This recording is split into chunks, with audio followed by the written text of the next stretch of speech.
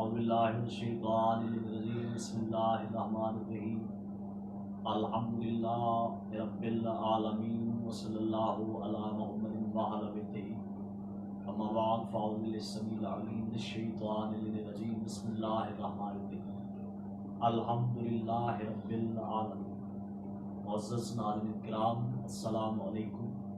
میں ہوں ضمیر الحسن حیدری اور آپ دیکھ رہے ہیں پروگرام فرامین معصومین علیہ السلام۔ ناظرین کرام، قرآن مجید کی سورہ مبارکہ بسم اللہ الرحمن الرحیم ان اللہ وملائکتہ یصلون علی النبی یا ایھا الذین آمنوا صلوا علیہ وسلموا تسلیما۔ یہ آیت جو ہم نے آپ کے سامنے پیش کی تھی کہ اللہ تعالیٰ نے پوری عالمین کو یہ حکم دیا کہ محمد و اہل بیت محمد علیہ السلام وہ ہستیاں ہیں کہ جن پہ میں خود بھی صلوات پڑھتا ہوں، صلوات بھیجتا ہوں، اور میرے ملائکہ وہ بھی صلوات بھیجتے ہیں۔ لہذا تم پہ بھی یہ واجب ہے، یہ فرض ہے کہ تم بھی ان پہ صلوات بھیجو اور انہیں تسلیم کرو جو تسلیم کرنے کا حق ہے۔ لہذا تسلیم کرنے کا مطلب یہ نہیں کہ آپ نے صلوات بھیجی تو آپ نے سمجھا کہ شاید میرا یہ آیت والا مقصد پورا ہو گیا اور آپ چپ کر کے چل دیے، بلکہ وسلموا تسلیما کا مطلب معصومین علیہ السلام نے بیان فرمایا، بالخصوص سید الانبیاء پاک رسول مولا محمد مصطفیٰ صلی اللہ علیہ وآلہ وسلم۔ پاک مولا فرماتے ہیں کہ وسلموا تسلیما کا مطلب یہ کہ اللہ تعالیٰ نے اپنے رسول پہ جو کچھ نازل کیا، اور پھر اللہ فرماتا ہے کہ میرا رسول جو کچھ لے کر آئے اور سارے کے سارے پہ تمہارا ایمان ہونا چاہیے، کسی ایک بات کا بھی انکار نہیں کرنا چاہیے۔ کوئی ایک ایسی بات میرے رسول کی جو اس نے تمہیں حکم دیا ہو تو اس بات کو ماننا، اس پہ ایمان رکھنا، اس حکم کو رسول کے، میرے سید الانبیاء جیسے رسول کے حکم کو بجا لانا، اسے تسلیم کرنا، یہی وسلموا تسلیما۔ اب جو ملائکہ صلوات بھیجتے محمد و اہل بیت محمد علیہ السلام پہ اللہ صلوات بھیجتے، اور پھر ہمیں حکم دیا ہے۔ تو آپ دیکھ لیں کہ جتنی بھی عبادات ہیں، ہمارے جتنے بھی عمل ہیں، ان میں سے نماز، روزہ، حج، زکوٰۃ، خمس، جہاد، امر بالمعروف، نہی عن المنکر، اس کے علاوہ جتنے بھی احکامات ہیں، جتنے بھی اللہ تعالیٰ نے ہمیں حکم دیے، بعض زبان رسول دیے، ان میں جو سب سے افضل عبادت ہے وہ ہے نماز۔ اور نماز کے متعلق آپ دیکھ لیں کہ نماز کے لیے بہت سارے ہمارے جید علماء ہیں، تو انہوں نے یہ حکم دیا ہے کہ نماز اس وقت تک قبول ہی نہیں ہوئی جب تک محمد و آل محمد علیہ السلام پہ صلوات نہ بھیجی۔ اور یہ صرف ہمارے ہی عقیدے کے مطابق نہیں، بلکہ ہمارے جو دوسرے مسلمان بھائی ہیں ان کا بھی یہی عقیدہ ہے کہ جب تک محمد و آل محمد علیہ السلام پہ صلوات نہ بھیجی جائے، بالخصوص نماز، تو اللہ نماز کو ہی قبول نہیں کرتا۔ لہذا امام جعفر صادق صلی اللہ علیہ وسلم پاک مولا نے فرمایا کہ اللہ کے نبی، اللہ کے رسول نے فرمایا کہ جو ملائکہ ہے جو محمد و آل محمد علیہ السلام پہ صلوات بھیجتے، یہ ملائکہ صرف صلوات ہی نہیں بھیجتے بلکہ یہ کچھ اور بھی کرتے۔ تو پاک مولا سے پھر یہ دریافت کیے گیا، پھر پوچھا گیا کہ یا مولا، ملائکہ جو دوسرا کام وہ کیا ہے؟ مولا فرماتے ہیں کہ اللہ تعالیٰ کی جتنی بھی مخلوقات ہیں، اللہ تعالیٰ نے جتنی بھی مخلوق خلق کی، اللہ کی ساری اس مخلوقات میں سے جو فرشتے ہیں ان کی مخلوقات سب سے زیادہ. اور وہ جو فرشتے دوسرا کام کرتے ہیں وہ یہ ہے. میں اپنے محترم سننے والے معزز سامعین کو، ناظرین کرام کو یہ بتانا چاہتا ہوں، ان کے علم میں جو اس خبر سے بے خبر ہے اضافہ کرنا چاہتا ہوں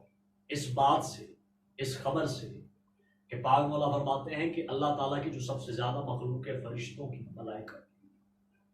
ان فرشتوں میں سے ہر روز 70,000 فرشتے، ہر روز، کسی ایک دن کی بات نہیں، ہر روز 70,000 فرشتے بیت الحرام پہ نازل ہوتے، بیت الحرام کا طواف کرتے.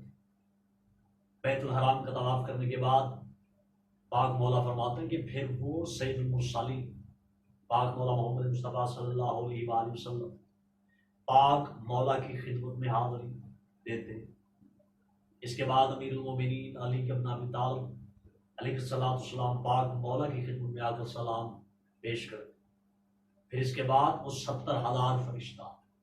پاک مولا امام حسین سید الشہداء صلوات اللہ علیہ کے پاس آتے اور وہاں پہ آ کے وہ قیام پذیر ہوتے،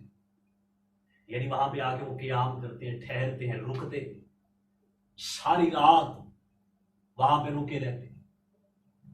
اب یہ مولا بہتر جانتے ہیں کہ اس راز میں کون سا راز چھپا ہوا ہے. اور پھر مولا فرماتے ہیں کہ ساری رات وہاں پہ مولا امام حسین السلام کے پاس رکے رہنے کے ساتھ جب صبح کا وقت ہو، صبح کے وقت وہ پھر وہاں سے واپس آسمان کی طرف پرواز کرتے. اور پھر اس کے بعد معصوم اسلام اللہ فرماتے ہیں کہ 70,000 فرشتہ جو پہلے بیت الحرام آتے ہیں، بیت الحرام کا طواف کر کے پھر پاک رسول مولا کی بارگاہ میں حاضر ہوتے ہیں، پھر پاک رسول کی بارگاہ سے مولا امام علیہ السلام سرکار کی بارگاہ میں حاضر ہوتے ہیں، پھر پاک مولا امام علیہ السلام مولا کی بارگاہ سے مولا امام حسین اسلام سید الشہداء صلوات اللہ کے سرکار مولا کی بارگاہ میں حاضر ہوتے ہیں. پھر وہاں سے صبح وہ چلے جاتے ہیں. تو امام علیہ السلام معصوم اسلام مولا فرماتے ہیں کہ وہ جو 70,000 فرشتہ ایک بار آ جاتا ہے اور پھر وہ چلا جاتا ہے، تو مولا فرماتے ہیں کہ اس کے بعد پھر اس کی ابھی تک باری نہیں آئی کہ دوبارہ سے واپس ہوا جائے،